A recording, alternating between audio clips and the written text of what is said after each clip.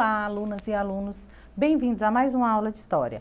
Eu sou a professora Isabelle. Na aula de hoje, nós vamos estudar um pouco sobre o contexto histórico no qual foi promulgada a Constituição de 1988 no Brasil. Vamos lá?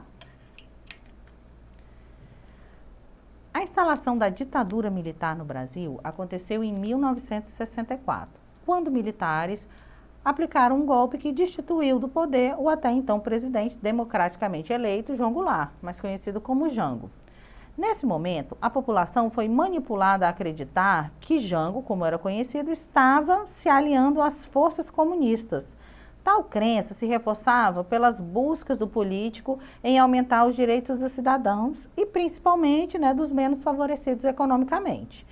Em um contexto de Guerra Fria, isso significa uma possível aproximação com a União Soviética, algo que não agradava à elite. Foi nesse contexto que os militares assumiram o controle da política do Brasil por meio, do manejo e falsificação de informações. A redemocratização pós-ditadura. Em primeira instância, o próprio setor militar acreditava que o período de governo ditatorial se manteria no país até que ele fosse reestabelecido. Entretanto, em 1968, um grupo chamado Linha Dura conseguiu chegar ao poder. Foi quando o regime restringiu direitos, criou regras mais rígidas e a liberdade de expressão e imprensa foram suprimidas, A gente tem aí o AI-5, que dá ao então presidente militar, o poder de dissolver o Congresso, de caçar mandatos, que acaba com o habeas corpus, Então a gente tem aí o endurecimento, total aí do regime militar no Brasil. Houve no Brasil, uma certa transição, para a passagem do fim da ditadura. Ela foi meio que guiada pelos militares. E a gente vai acompanhar um pouco desse processo. Movimentos políticos e populares. Diante das disputas internas entre diferentes visões militares sobre a ditadura, durante o governo do Ernesto Geisel, observou-se que a única opção permitida, a única oposição permitida, que era o MDB, ganhou força nas eleições. Então, a gente tem um único partido de oposição ganhando as eleições, o que é preocupante para os militares. Além disso, a parada da ascensão econômica do país acentuou a perda de legitimidade do governo militar. Nas questões sociais, cada vez mais evidentes, sinais de tortura, represálias e desaparecimentos se associavam com o controle autoritário dos ditadores. Como não queriam perder completamente seu domínio sobre a sociedade, os militares propuseram uma transição lenta e gradual para um regime democrático. Na prática, isso significou um excessivo controle sobre o processo de abertura política por parte dos militares. Direta já, alguns direitos foram garantidos, como o fim dos decretos mais rígidos, envolvendo a população, a liberdade de expressão, o pluripartidarismo político, o fim da censura sobre as manifestações artísticas e a anistia de exilados políticos, que permitiu a volta de opositores do governo militar que foram mandados para fora do país. Entretanto, em muitas ocasiões, os militares reprimiram os desejos da população. Um evento marcante foi quando os cidadãos reivindicavam eleições diretas e democráticas para a escolha do presidente, por meio das manifestações conhecidas como Direta Já. Mas esse projeto, que era um projeto, uma emenda constitucional que propunha essa eleição direta, ele foi vencido no Congresso, ele foi derrubado, mas ainda assim o movimento ganha força. Uma figura de destaque desse movimento foi o Ulisses Guimarães, lá do partido de oposição, PMDB, apelidado de o Senhor Diretas. Outros nomes da campanha foram o Luiz Inácio Lula da Silva, a cantora Fafá de Belém e o apresentador Osmar Santos. No dia 25 de abril de 1984, o Congresso Nacional se reuniu para votar a emenda que tornaria possível a eleição direta, ainda naquele ano. A população não pode acompanhar a votação dentro do plenário. Os militares, temendo manifestações, reforçaram as seguranças ao redor do Congresso Nacional.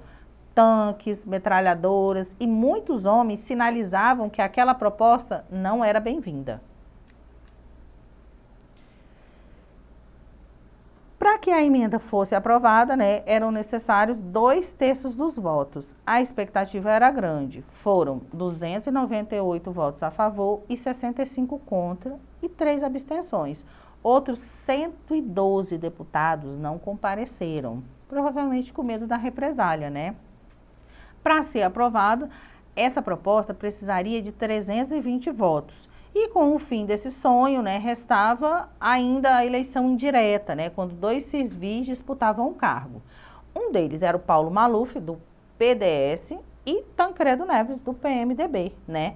Foram indicados como candidatos a disputar essa primeira eleição, que seria ainda de forma indireta.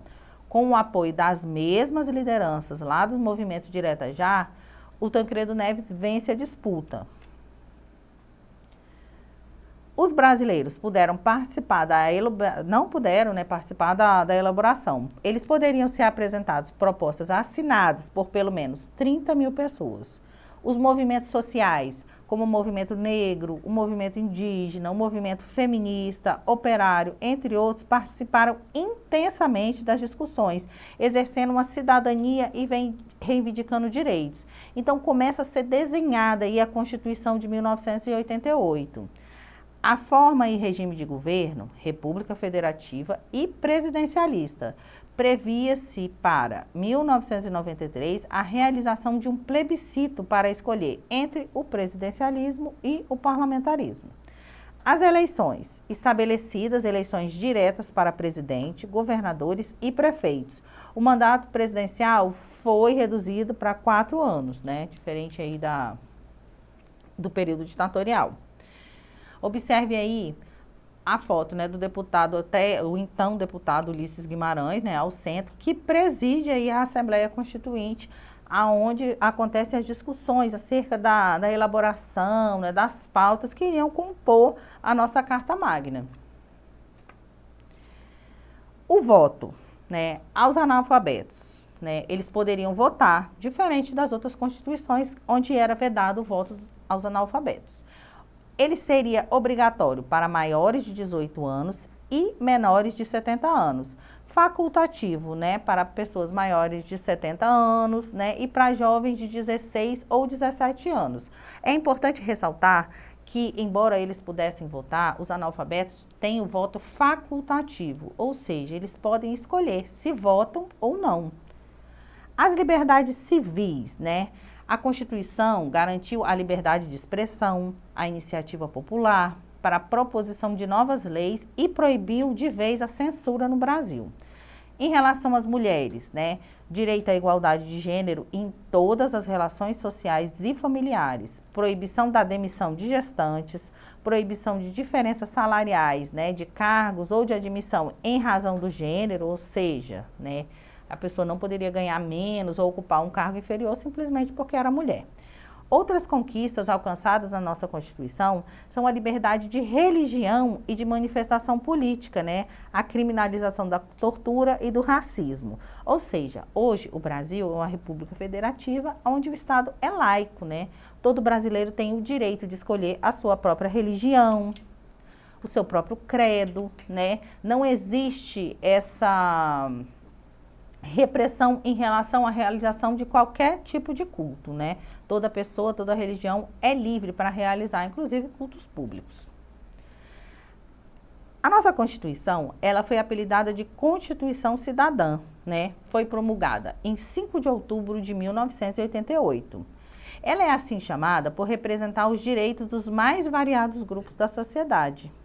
A fim de mostrar seu interesse na redemocratização do país, o José Sarney, que foi o presidente que assumiu, né, fazendo aqui um parênteses para vocês, o Tancredo Neves, ele ganha as eleições de forma indireta, mas ele não assume, né, ele morre antes de assumir a presidência, então quem assume é o seu vice, José Sarney, que é quem ocupa a presidência da República nesse processo aí de redemocratização. E o José Sarney convoca aí no início de 1987 uma Assembleia Constituinte para estabelecer essa nova Constituição. A Assembleia Constituinte foi composta por deputados e membros do Senado. Representantes da sociedade acompanharam de perto os trabalhos dos constituintes.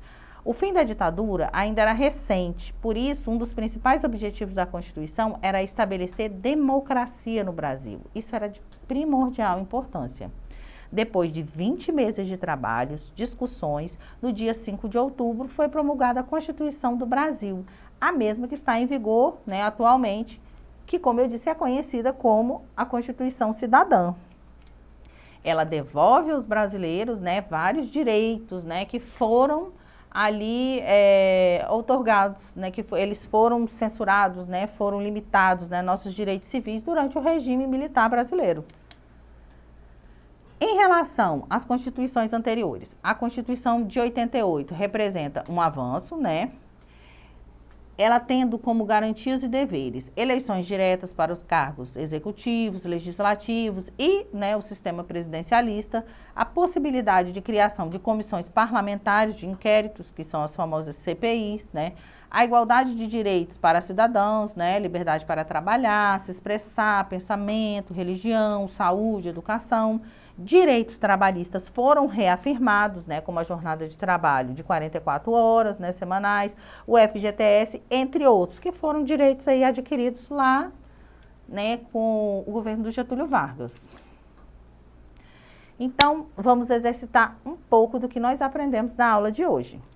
A Constituição de 1988, conhecida como Constituição Cidadã, foi considerada uma grande conquista democrática após mais de 2 décadas de regimes militares, por garantir amplos direitos à população brasileira em vários âmbitos da vida social. Aponte dentre as alternativas abaixo qual direito não está garantido na Constituição de 88. Letra A, direito ao voto a toda a população, incluindo analfabetos e adolescentes maiores de 16 anos. Letra B, direito ao acesso à previdência social pelos trabalhadores do campo. Letra C, garantia do direito amplo de greve aos trabalhadores. Ou letra D, direito das forças policiais de praticarem a tortura para obter confissões. Vamos lá, pensando um pouco na resposta. E, né, a resposta é a letra D, né? O que não está garantido lá na Constituição de 88 é o direito das forças policiais de praticarem tortura para obter confissões, né? A gente sai de um regime de tortura, né? Sai de um regime de ditadura militar, onde os direitos civis foram cassados. Então, essa Constituição reafirma, basicamente, né, a cidadania e os direitos humanos. Outra questão. A Constituição Cidadã é conhecida por ser a mais democrática da história do Brasil e foi elaborada em um processo que durou 20 meses e que contou com ampla participação popular.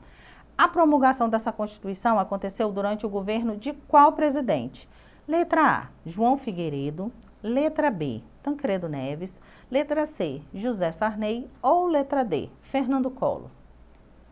Pensando um pouquinho na resposta. E a resposta correta é a letra C, o José Sarney, né, que foi o vice do Tancredo Neves, que acabou exercendo o cargo de presidente durante essa transição aí no processo de redemocratização no Brasil.